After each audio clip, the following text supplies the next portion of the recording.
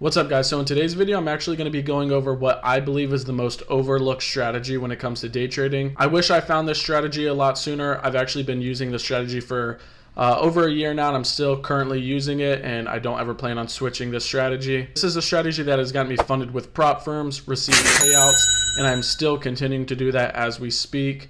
I actually just passed a 150K prop firm with Top Step last week. And I think this is such a simple strategy that's overlooked by a lot of traders. And I'm actually going to give an example of a trade that went a 1 to 4. I'm going to be breaking it down, showing you how I found that trade, and we're going to go from there. All right, so as you can see, this is the trade that went a 1 to 4. And you can see it actually went a little farther, would have gave like a 1 to 5 if we would have held for a little longer. But we ended up getting out at a 1 to 4. So this is the main thing I wanted to focus on. I wanted to show you guys the entry, how I found the entry, stuff like that. Now, the first thing we're going to do is mark out the session highs and lows. I normally start my morning out by doing this. Now, this is easier to do on the M5 time frame. It's a lot more accurate that way. Now, when it comes to this, what you're going to want to do is mark out the highest point and lowest point between London and New York session. So you can see we have the New York high right there.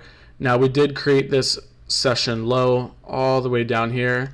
And remember, what you're doing is you're marking out the highest point and lowest point between London and New York session. When it comes to marking the session highs and lows, what you can do is mark the last 2 to 3 sessions. That's normally what I do. I mark the current session, and then I mark the 2 previous ones if they haven't been tapped into. We're gonna delete that one for now. I do wanna just focus on this level.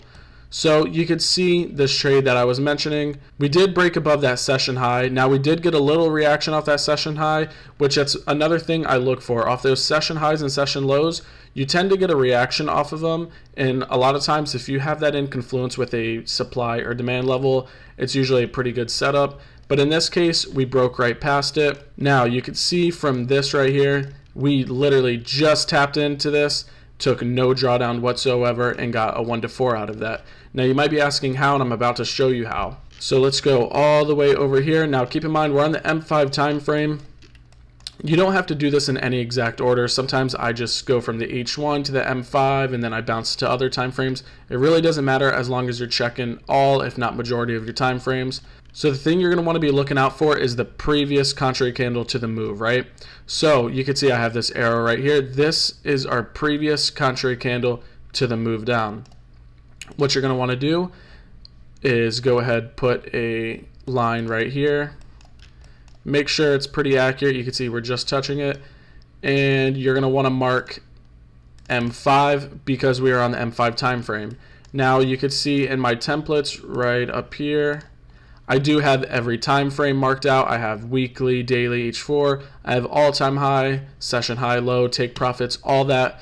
If you don't already have your templates marked out, I definitely recommend doing that. It makes it a lot easier. But you can see we have the M5 right there. Now let's go ahead and jump to the M15 time frame. Now that we're on the M15 time frame, you can go ahead and look over here, and what do you notice?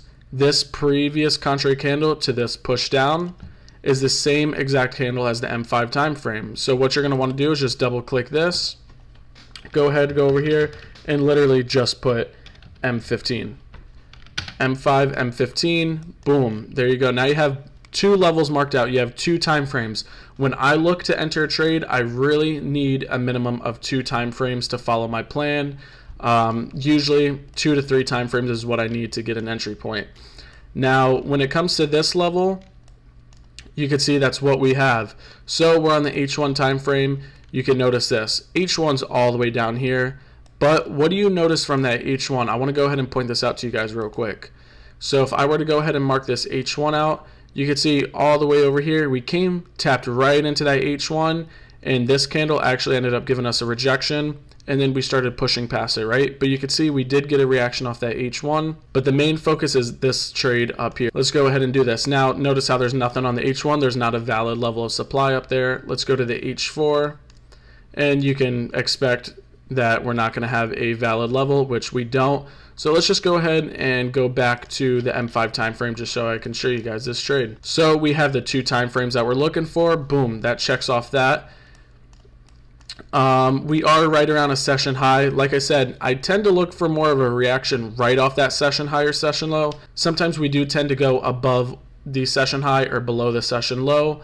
to a nearby level of supply and demand, and then you get that reaction from there. And that's exactly what happened here. We got in a little above that M5, M15, but we literally just got tapped in and honestly went straight down. And even if you would have just entered right on that line, look at this, you would have just got tapped in, no drawdown whatsoever, and it would have completely just went the opposite way, would have went right into profit. You can see this candle came, bounce, you would have been close to break even, and then we just started going down from there. And you can just see this was just a journey of going through all our take profits. Now the way I trade, I set multiple take profit levels. I have a TP 1, 2, 3, and a 4, and you could see it smashed all those levels.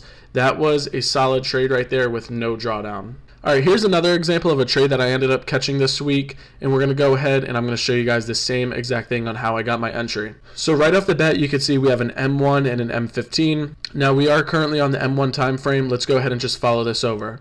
So notice how we have this previous contrary candle to this push down. I went ahead and marked the very bottom of that candle, and then you can see we have this other line up here. We have an M15 supply. Let's go ahead and head over to that. And you can see this previous contrary candle to this little push down right here. I went ahead and marked that, and that's what gave us our other time frame. Now when you look at the M5, and this might happen sometimes, notice how on the M5 we really don't have anything till up here. And you can see that level almost got tapped into right there. Not too interested in that. I'm just going to be showing you guys this right here. So let's go back to the M1 time frame and break down the trade. So this is another 1 to 4 that we ended up catching. Now notice this, we have that M1, M15 before our stop loss. So the importance of that is, let's say the M1 did not get respected. Now it can bounce up, try to catch that M15, and that M15 will possibly be the level of supply that brings us down to our take profit. The more levels within your stop loss, or the more levels in confluence, the better. That is giving you multiple levels for it to reverse off of and go your way. That is the key to trading. You want the highest probability out there. So the minimum amount of time frames that I can have to follow my trading plan would be 2. The more the better. When I start getting up into the 4 levels, that's when I really like the trade, and that's usually an A+ setup for me. But you can see this trade ended up going a 1 to 4 as well, and look at the entry we got right off that M1.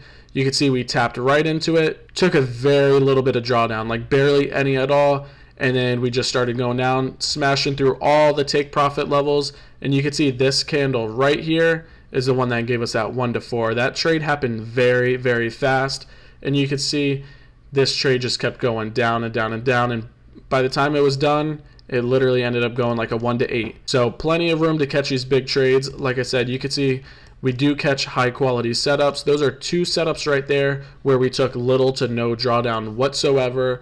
This is a very overlooked strategy to beginners, and I definitely wish I found this strategy when I was starting out. All right, so I wanted to show you guys an example of the high and lows while we're here, kind of how it can be respected and stuff. So let's go ahead and mark this. Notice how between London and New York session, our highest points all the way up here. So what we're going to do, hop over to the M5 time frame, and we're going to go ahead and mark session high right here. And I just want to show you guys this. Let's go to the M1 time frame. You can see we have the session high from New York marked out right there, and what happens the next day. Notice how we come, tap right into this level, and then we get a rejection downwards. This is that prime example I was telling you guys about when a session high and low gets respected. A lot of times we tap right into that level and it goes straight down. Look at this on the M5 time frame.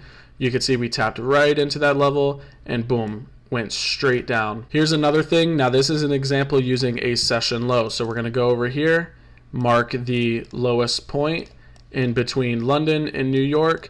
Now let's follow it over. This is on a Thursday. Here comes Friday.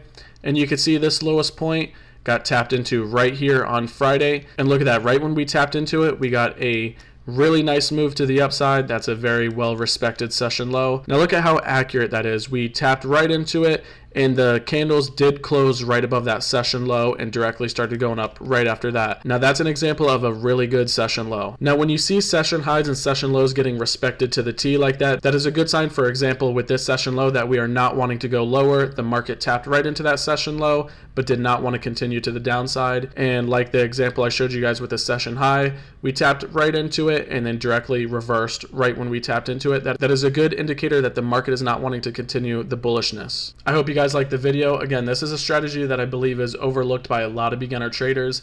A lot of beginner traders just come into the market, they're trying to overcomplicate it. They think it's a get rich quick scheme. There's no reason to overcomplicate trading. You could keep it simple, learn how to read price action, look for levels of supply and demand. We're going to end it here. If you guys have any questions, leave a comment down below or message me on Instagram at OAlexZ. And I'll be sure to answer in the comments or on my Instagram. If you guys want to connect with me on a more personal level, trade live with me and stuff, I do have a Discord and the link will be in the bio. I'll see you guys in the next video. Peace.